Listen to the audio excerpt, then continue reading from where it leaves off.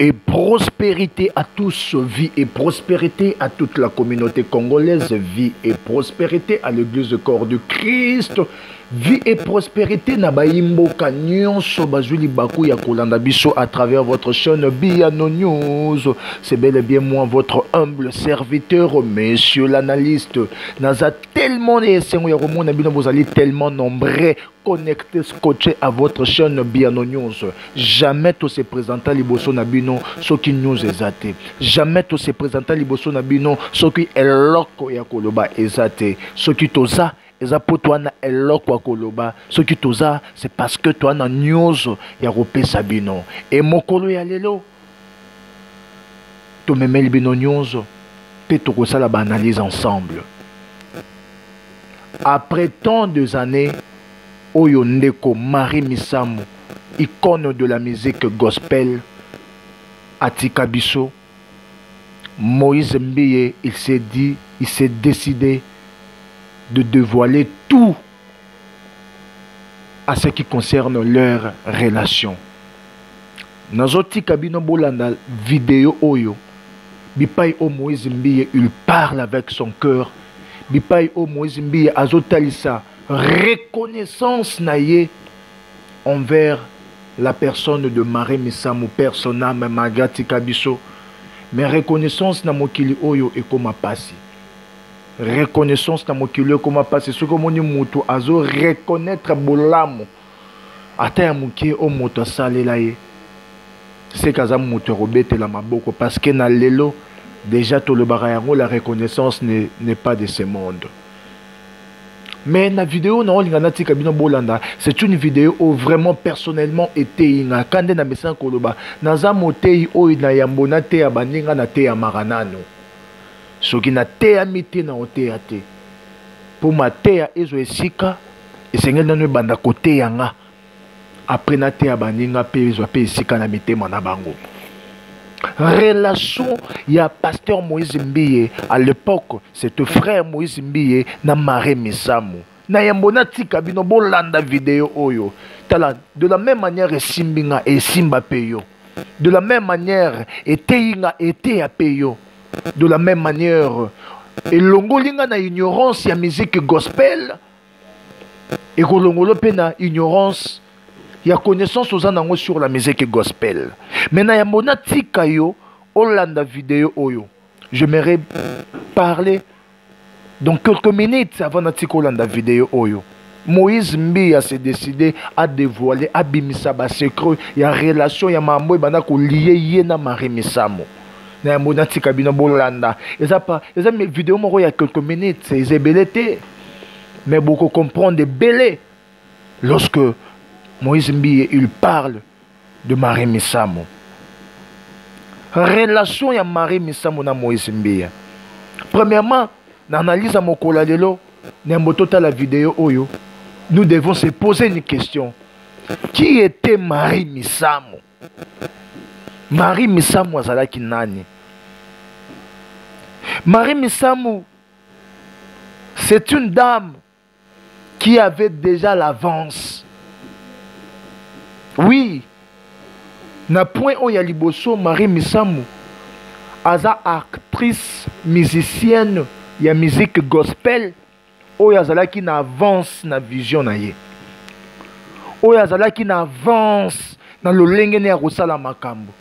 Ouazaki na avance na conception na ye na marambo ya nzambe wa banda osana kata loyembo. Oui, il y a eu beaucoup de choses où elobamaka tout autour ya liwa ya Marie Misamu. Il y a eu beaucoup de choses où elobamaka tout autour ya vie ya Marie Misamu. Lorsque Marie Misamu akufi, il y a un batu misu balobi kutu ke akotaki ndako nganga. Bakisa simbaka Yangonde et Bomakae. Il y a eu d'autres personnes au balobi kutu akufa na sida parce que abandé ko vivre be vie ya mobulu ya kindumba ya bibali belé ndenge batu balobaka biso tozana Kinshasa to yoka ba rimer oye bima tout autour ya liwa ya Marie Misamu. Mais dès son vivant batu babanaki déjà ko critiquer ye Batu babane déjà koloba ba makambo bele sur ye. Mais vie ya mutu toyebi yango te. Motema ya mutu eza sanduku nde to mesana koloba. Naso memaka batu moko to sa ba analyse ensemble. Motema ya mutu eza sanduku, vie ya mutu toyebi te. Bipai mari misamba kota toyebi te. Bipai mari misamba banana nzambe toyebi te. Ndenge nzamba zo ya tomboli ya fungoli toyebi te. Tomona kaka œuvre ya nzambe ebima na kati ya miso ya bato, to découvrir talent na ye et lelo tozobeta masola mari misamba kambie même atika biso. Mais les gens peuvent dire oh bakoki koloba sur la personne. Mais biso pe bato tozo yoka oh bato bazo loba sur la personne, tokoki ko sala pe analyse parce que toza pe bato maele ko la pesi biso pe boanya. Il faut tomber tout na question moko. Nyonso oye lobama sur Marie Misambo eza ya solo to ya lokuta. Et soki eza ya solo nini ezotalisa keza ya solo pe soki eza ya lokuta nini ezotalisa keza ya lokuta. En première lieu, il faut toyebelo komoko avant de confirmer que Marie Misambo zala mutaba kisi nzamba frappaka etango simba kotaka baloge yango nzamba frappaka ye avant de confirmer que Marie Misambo zala kindumba abima bimana mibali ndenge na ndenge akufi na sida. Avant de confirmer certaines choses, on doit aussi analyser de son vivant. Marie Misambo, c'est une dame. Avant, on a le bel point. Pourquoi? Parce que dans le premier point, Aza qui avance, dans après. Maintenant, le bel deuxième point. Aza, c'est une dame qui était ouverte. Marie Misambo, elle avait un cœur ouvert. C'est une femme qui était ouverte. C'est-à-dire qui est libérale. C'est-à-dire que Marie Misambo, quel que soit casquette naïe à cause de la chrétien, azaki ouvert na batu nyonso. Parce que à l'époque, ba musicien chrétien ba bande ko vivre na hypocrisie makasi. Comment? Lokola basala ka loyembo miziki ya ikoyembe la nzambe ba mitiaki ba limite que ba koki ko approcher bandeko na bango o bazo sala musala mususu te. Donc bangonde ba yembela rankolo wana babandeka ko lukaka ko sololara bango na bango ba yembi na nkolo akoki ko kutana na muntu oyo azosala musique typique to profonde en betekara en pesembote en jouer le roi mopaga en jouer le roi satan en jouer le roi démon. Donc so ba poussani pembe ba poussani pembeni, c'est comme si que bango baza ba santu o kunande ba sumu ki bandoki. Mais ce n'était pas le cas avec la sœur Marie Misambo. Marie Misambo azaki ouverte. Motema nezaki ouvert. Marie Misambo ko kutana jibe boy. Ba ko pesa na mbote ba ko solola.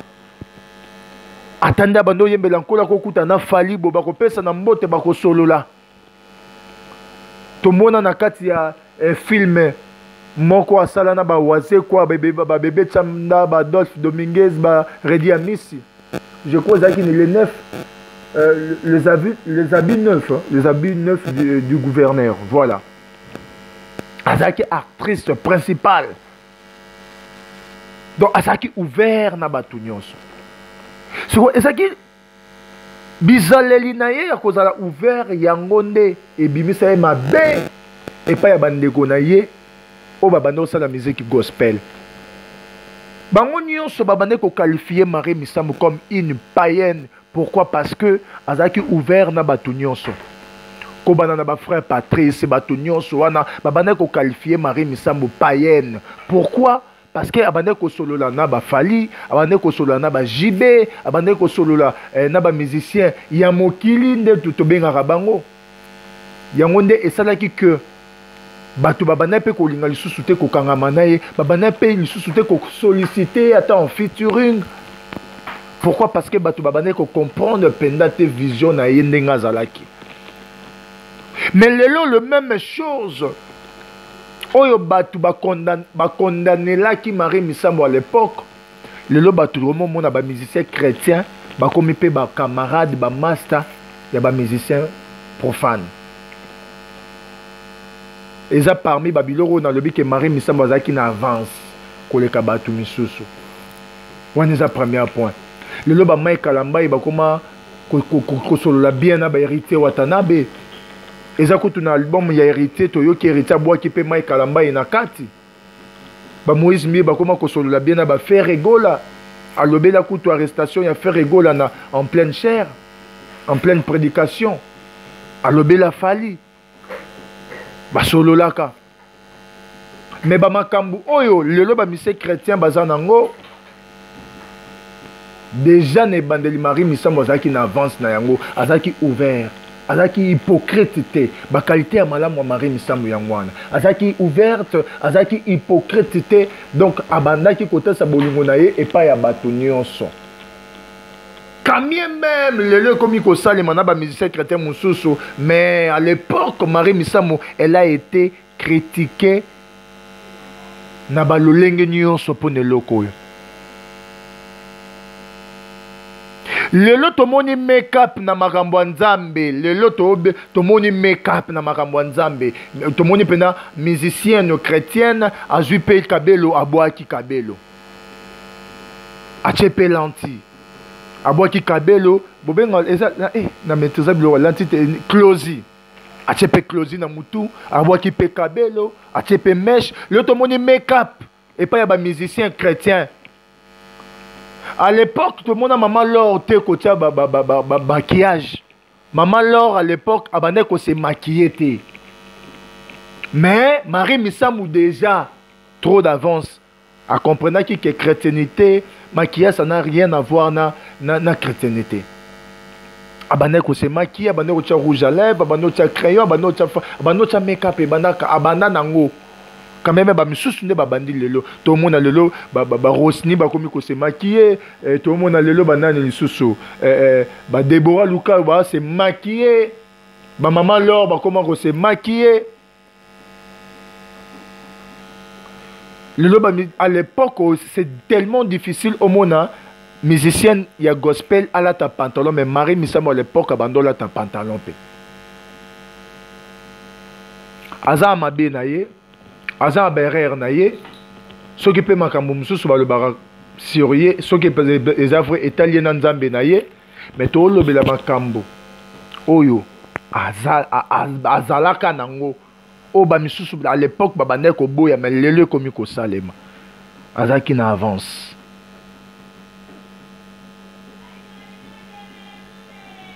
Marie Misambo comprendra déjà que chrétienté est à cause de la sincère Nzambe, chrétienté est à cause de la hypocrite.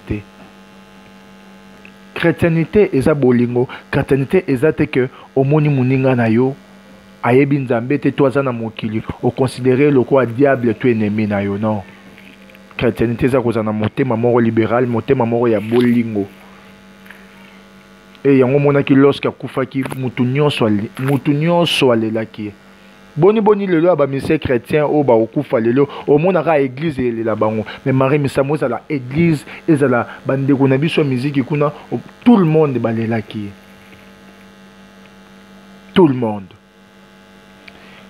nazoti kabino bolanda vidéo oyo mais avant na tika bino bolanda leçon otoko ko tirer na analyse mokola lelo eza nini eza que tant que tu as envie toujours grâce ya koyeba Nzambe total sa na ba o ba yebi Nzambe te bolingo total sa bango bolingo peut-être ba koki peut changer à travers bolingo auto talisa bango mais lorsque tu as la musique na bango ba découvrir bolingo à Christ wana te wana eza leçon to koki ko tirer mokola lelo lorsque tu as ko approcher batwana to pesa ata occasion moko te to la séduire et pas bango. Tout peut s'occasion que bango va influencer biso na vie na bango. Mais tous un objectif que to benga mande pour to influencer. Tous a bangungwa ya mokili. To to poussa pembe na bango to tesa bango bolingo mais to zo luka pe to influencer bango baya na ngamu na biso. Et non, to koma na ngamu na bango parce que scandale mabe ezoya lorsque mon pagano chrétien a commis ko kangama na mon pagano allez, au lieu mon pagano, a comme la vie à chrétien, chrétien de a comme la vie à mon pagano, ma bé yangoana. Vie et prospérité à tous. C'est bel et bien votre humble serviteur, monsieur l'analyste. Tout dans la vidéo na bokebi et abisso. Bye bye. Voilà. Il y a quelqu'un qui a joué un rôle dans votre vie, c'est Marie Missamou.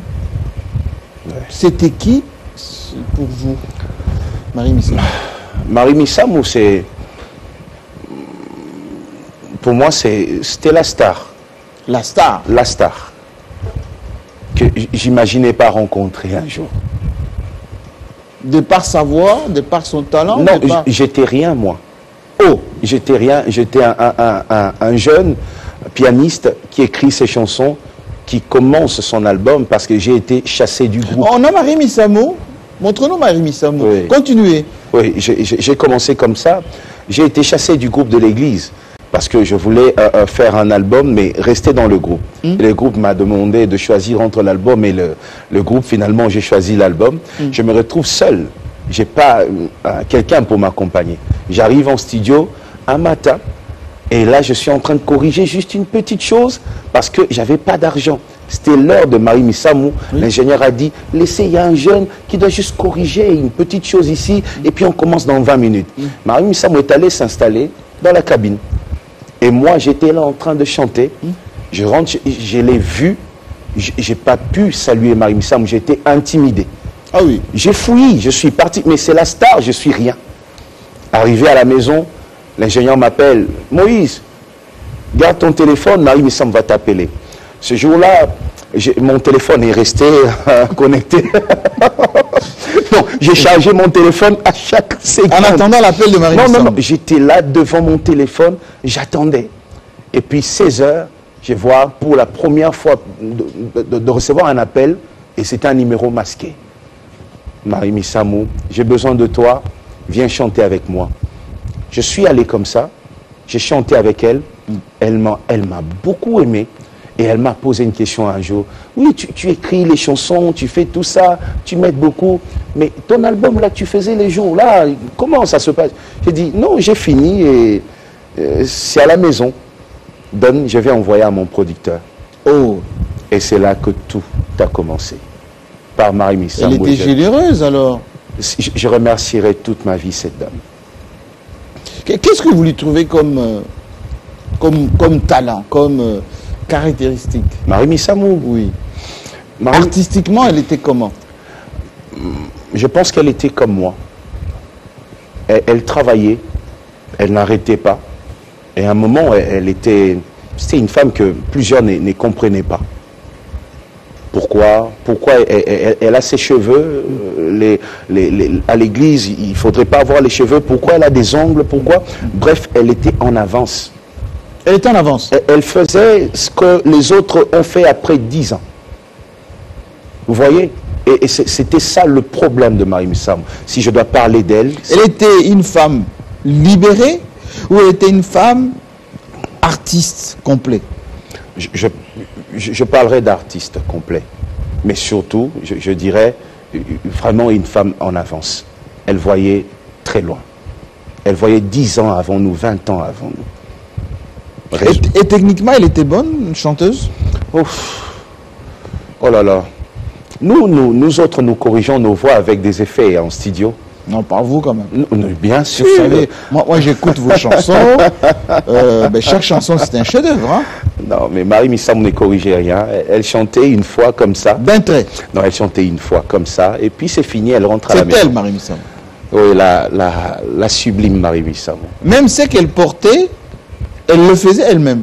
Elle était décoratrice d'intérieur. Oui, oui. Je voyais des couturiers, des modélistes, c'est comme ça qu'on les appelle. Des modélistes qui venaient souvent chez elle pour demander conseil.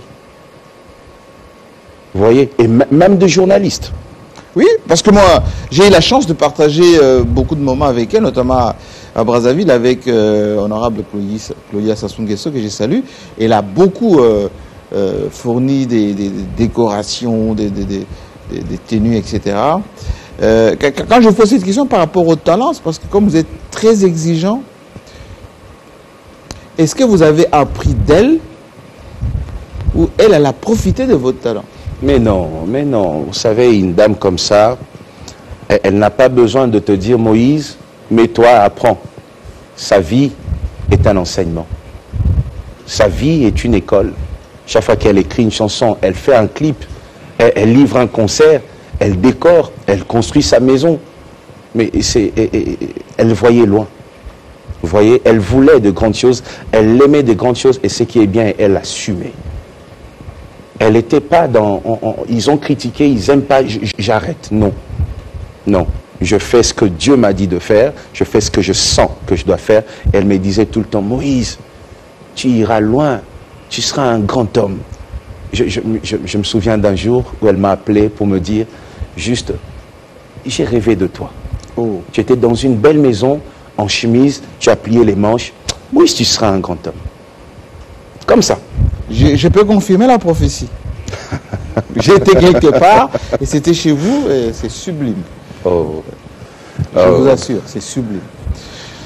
Allez, on revient un tout petit peu sur vous, parce que c'est vous qui êtes à l'honneur aujourd'hui. Les gens sont en train de vous avaler, pour ne pas dire incurgiter tout ce que vous dites là. Ils profitent de notre plateau. Moïse Mbiye, à part Marie Missam, oui, vous avez la même adoration pour qui aujourd'hui?